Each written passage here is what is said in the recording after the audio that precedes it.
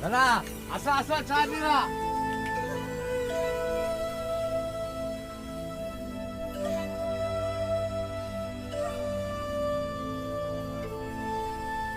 ଆଜି ତମ ଦୋକାନ ନିଶ୍ଚିତ ନାଲି ଚା ପିଇବ। हाँ बिना पन्ना चहा पिरा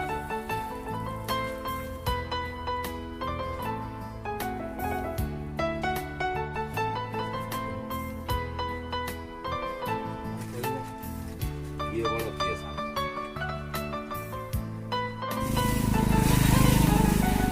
ରଘୁ ଭାଇ ଚାହା ଦୋକାନରେ ବର୍ତ୍ତମାନ ଯେଉଁ ସ୍ଥିତି ଯେଉଁ ସମୟ ଚାଲିଛି ଆମର କରୋନାର ସମୟ ଆପଣ ସମସ୍ତଙ୍କୁ କେମିତି ସାମାଜିକ ଦୂରତା ରଖିବାକୁ କହିବେ ଚାହା ଦୋକାନରେ।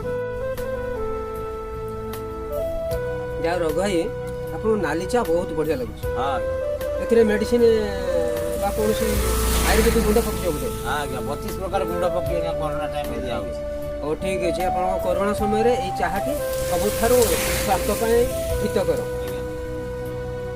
ଆଉ ଗୋଟିଏ କଥା ମୁଁ ଆପଣଙ୍କୁ କହିବି ଆପଣ ଯେଉଁ ଚାହା ଦୋକାନରେ ଆପଣ ଚାହା ଯେଉଁମାନେ ପିଉଛନ୍ତି ତାଙ୍କୁ ଯେଉଁ ଚାହା ଦେଉଛନ୍ତି ସେମାନଙ୍କୁ ସାମାଜିକ ଦୂରତା ରଖିବାକୁ କହୁଥିବେ। आज्ञा କାହିଁକି ନା ବର୍ତ୍ତମାନ ଯେଉଁ କରୋନା ସମୟରେ ଚାହା ଦୋକାନରେ ଭିଡ଼ ସେଥିପାଇଁ ଯଦି ସେମାନେ ସାମାଜିକ ଦୂରତା ରଖିବେ ବା ଆପଣ ରଖିବାକୁ କହିବେ ତାଙ୍କୁ ତାହେଲେ ଆମର ନିଜ ପାଇଁ ସବୁଠାରୁ ସୁରକ୍ଷା ରହିବ।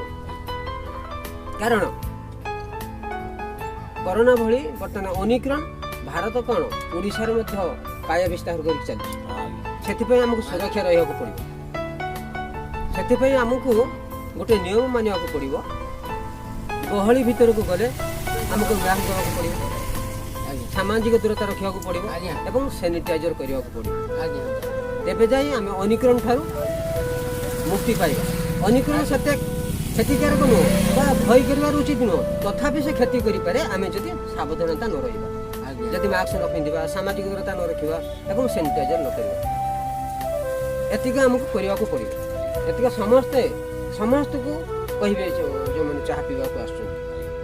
ଆଉ ଆଉ ଗୋଟେ କଥା ମୁଁ ଆପଣଙ୍କୁ ଭୁଲି ଯାଇଥିଲି ପଚାରିବାକୁ, ଆପଣ ସେକେଣ୍ଡ ଫେଜ୍ ଡୋଜ୍ ନେଇଛନ୍ତି ଭ୍ୟାକ୍ସିନ୍? ଫାର୍ଷ୍ଟ ଡୋଜ୍ ନେଇ ସାରିଛୁ, ସେକେଣ୍ଡ ଡୋଜ୍ ଆମ ପ୍ରାୟ ସମୟ ହେଇ ଆସିଲାଣି। ତେଣୁ ଆମେ ସେଇଟା ଆପଣ ଭୁଲ ନେଟ୍ କରୁଛନ୍ତି। ଡେଟ୍ରେ ଆମେ ଆପଣ ଦେଖନ୍ତୁ ଯେଉଁ ଡେଟ୍ ହେଇଯାଇଥିବ ଆପଣଙ୍କର ସେ ଡେଟ୍ ଅନୁଯାୟୀ ଆପଣ ଶୀଘ୍ର ସେକେଣ୍ଡ ଡୋଜ୍ ନିଅନ୍ତୁ। ସେକେଣ୍ଡ ଡୋଜ୍ ନେଲେ ଆପଣ ଓମିକ୍ରନ୍ ଆପଣଙ୍କ ପାଖକୁ ଆସିପାରିବ ନାହିଁ। ଆଜ୍ଞା ଏଇଟା ସବୁଠାରୁ ଗୁରୁତ୍ୱପୂର୍ଣ୍ଣ। ତେଣୁ ସମସ୍ତେ ଆପଣଙ୍କ ଡେଟ୍କୁ ଲକ୍ଷ୍ୟ କରନ୍ତୁ, କେଉଁ ଡେଟ୍ରେ ଆପଣ ନେଇଥିଲେ ଭ୍ୟାକ୍ସିନ୍, ପୁଣି ସେକେଣ୍ଡ ଡୋଜ୍ ନେବେ ସେଇ ଡେଟ୍ ଆପଣ ତଦାରଖ କରନ୍ତୁ, ସେ ଡେଟ୍ରେ ନେଇ ନିଅନ୍ତୁ। ଦେଲେ ଆମକୁ କୌଣସି message ଭୟ ହବ। ନାହିଁ, ଭୟ ନାହିଁ। ହଁ ଆପଣ ସବୁବେଳେ ମେସେଜକୁ ଆଜ୍ଞା ଆଜ୍ଞା ଚେକ୍ କରନ୍ତୁ ମୋବାଇଲରେ।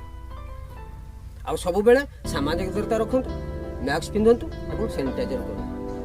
ଦେଲେ ଆମେ କରୋନା ଭଳି ଓମିକ୍ରନ୍ ପାଖରୁ ମୁକ୍ତି ରହିବା, ସୁସ୍ଥ ବି ରହିବା। ଏତିକି ସମସ୍ତେ ମାନିବା। ଆଜ୍ଞା ଆପଣ ବହୁମୂଲ୍ୟ ଆମକୁ ଦେଇଥିବାରୁ ସୁପରାମର୍ଶ ନା ନା ଦେଇଥିବାରୁ ସେଥିରେ କ'ଣ ଆମ ସାଙ୍ଗସାଥିରେ ଦେଖା ହେଲା, ମୁଁ ସେଇ ପଦେ କହିଲି ଧନ୍ୟବାଦ। ଆପଣଙ୍କୁ। ଆମେ 5 ଅନ୍ୟ ସାହି ପଡ଼ିଶା ନିଶ୍ଚିତ ଭାଇମାନଙ୍କୁ କହିବା। ଆପଣଙ୍କ ସହିତ ଜଣେଇବା। ଯେଉଁମାନେ ମିଶୁଛନ୍ତି ଆଜ୍ଞା। ତାଙ୍କୁ ମଧ୍ୟ କୁହନ୍ତୁ, ଆଜ୍ଞା ସେମାନେ ସୁରକ୍ଷା ରହିବେ, ଆମେ ବି ସୁରକ୍ଷା ଆଜ୍ଞା, ରହିବା। ଆଜ୍ଞା। ପ୍ରଥମେ ଆମେ, ତାପରେ ଅନ୍ୟମାନେ। ଆମେ ରହିଲେ ସେମାନେ ସୁରକ୍ଷା ରହିବେ। ଆମେ ଠିକ୍ ରହିଲେ, ଆମେ ସୁରକ୍ଷା ରହିଲେ ଆମ ପରିବାର ସୁରକ୍ଷା ରହିବ। ପ୍ରତ୍ୟେକ ଯଦି ଭାବିବେ ମୁଁ ସୁରକ୍ଷିତ ତାହେଲେ ଦେଶ ସୁରକ୍ଷିତ ହେବ। ନିଶ୍ଚିତ ନିଶ୍ଚିତ ନିଶ୍ଚିତ ପରିବାରରୁ ହିଁ ଗାଁ ସୃଷ୍ଟି, ଗାଁରୁ ପଞ୍ଚାୟତରୁ ଦେଶ ସୃଷ୍ଟି। ଆଉ ଯଦି ଆମେ ଘରକୁ ପ୍ରଥମେ ସୁରକ୍ଷା ରଖିବା, ଆମେ ଗାଁକୁ ସୁରକ୍ଷା ରଖିପାରିବା, ଓଡ଼ିଶାକୁ ମଧ୍ୟ ସୁରକ୍ଷା ରଖିପାରିବା, ଭାରତବର୍ଷ ବି ସୁରକ୍ଷା ରଖିପାରିବା ଏବଂ ସମସ୍ତେ ନିୟମ ମାନି ଚାଲିବା। ଠିକ୍ ଅଛି ରଘୁ ଭାଇ, ମୁଁ ପୁଣି ମନେ ପକେଇ ଦେଇ ଯାଉଛି, ଓଡ଼ିଶାରେ କାୟା ବିସ୍ତାର କରି ଓମିକ୍ରନ୍ ମାଡ଼ି ଆସୁଛି। ଦ୍ୱିତୀୟ ଡୋଜ୍ ଭ୍ୟାକ୍ସିନ୍ ନେଇ ନେବେ, ନହେଲେ ବିପଦ ଆସିପାରେ। ମୁଁ ପୁଣି ଆସିବି।